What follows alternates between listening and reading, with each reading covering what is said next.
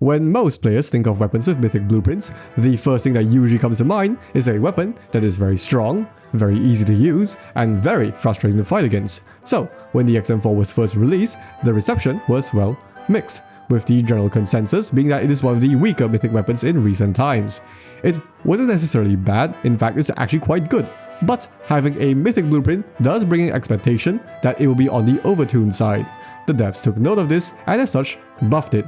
While I don't think it is quite as absurd as some of the previous weapons with mythics, what I do believe is that the XM4 is the king of consistency, and here's why.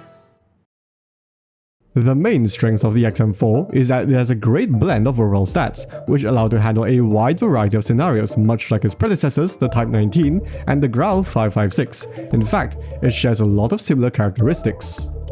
Its time to kill is identical to the Type 19's, due to having the exact same fire rate and shots to kill, although both weapons do have their own differences. The most important one being that the XM4's potential 4-tap in the second damage phase is much more consistent. This is due to the damage multipliers requiring only 2 shots above the legs to 4-tap, while the Type 19 requires 2 shots above the stomach. So while the potential 4-tap range is slightly shorter, it more than makes up for this by being basically guaranteed, as long as you don't have a foot fetish. The XM4 also has a decently longer potential 3-tap range assuming you land a headshot. Another strength of the XM4 is its accuracy. We can break this down into 2 components, starting off with the BSA. The XM4 features a phenomenal base bullet spread accuracy, which makes boosting this value completely unnecessary. The devs even went the extra mile by quite literally not giving it even a single attachment that alters BSA, so even the most novice of players don't make that mistake. Its recoil is also top tier. While yes, it does have moderate kick, the actual pattern itself is incredibly smooth. It's literally straight vertical with no horizontal kick, so once you find that exact speed you need to pull straight down, you can be dangerously accurate at range, especially on the first 15 shots, which have much less recoil. It also has very low flinch, which allows you to stay on target even in mid to long range spray battles. The XM4 also handles very fast, having an ADS time of 229 milliseconds, which is very similar to a lot of the SMGs. The only meta assault rifle that can ADS faster is the BP50. So even though your time to kill may not be as fast as some of the other meta weapons, your skirmish time to kill is much closer since you can react quite a bit faster. When it comes to mobility, it largely depends on your attachment choice. You can either have SMG level sprint speed but average strafe speed, or you can have a very competitive strafe speed but average sprint speed. Either way, this allows the weapon to play quite aggressively.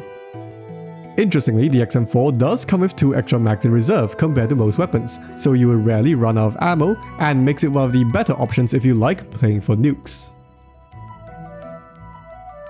So, the XM4 is a jack of all trades, being very competitive in nearly every stat. But this is also the part where people start to complain. While yes, it is above average, it doesn't excel in any particular area. It doesn't have the top tier time to kill of the Odin and the USS-9, it isn't as easy to use as the MG42 and the USS-9, and while it does have great handling, the BP50 and the USS-9 have that as well. But notice how this gun has a little bit of everything, with no major downside. It can be used aggressively due to its mobility and handling. It can be used at longer ranges due to its recoil and BSA. You don't have to worry about time to kill consistency since it doesn't rely on upper body shots and neither does it have a punishing fire rate. The only real downside of this gun is the worse than average hipfire spread, although this is fairly minor since it's partially compensated by the fast ADS time.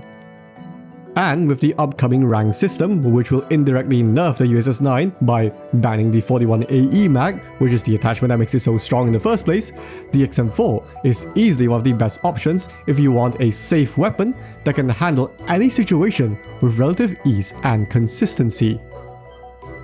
Building this gun is fairly straightforward. Start with the agency suppressor for concealment and recoil reduction, 13.5-inch task force for improved range and hitboxes, and the Serpent Wrap for faster ADS time and reduced hit flinch.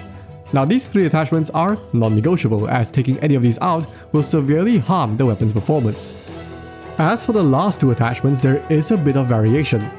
For most players, I would recommend the Stanek 50 round for the largest mag size, but you can also use the 35 round speed mag, which gives you a very fast reload time that's very comparable to the Fennec, although you do have to watch out for the smaller mag size.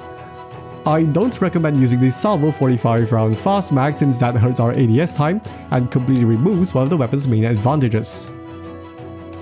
The last attachment can either be the Bruiser Grip for SMG-like sprint speed or the Raider Pad for faster strafe speed.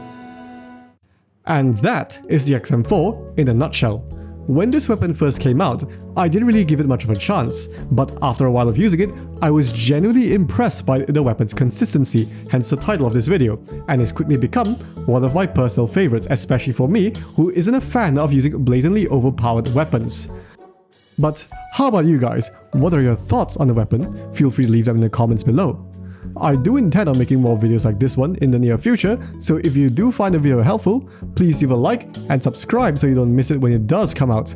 But until then, I'll be seeing you in the next one. Bye bye.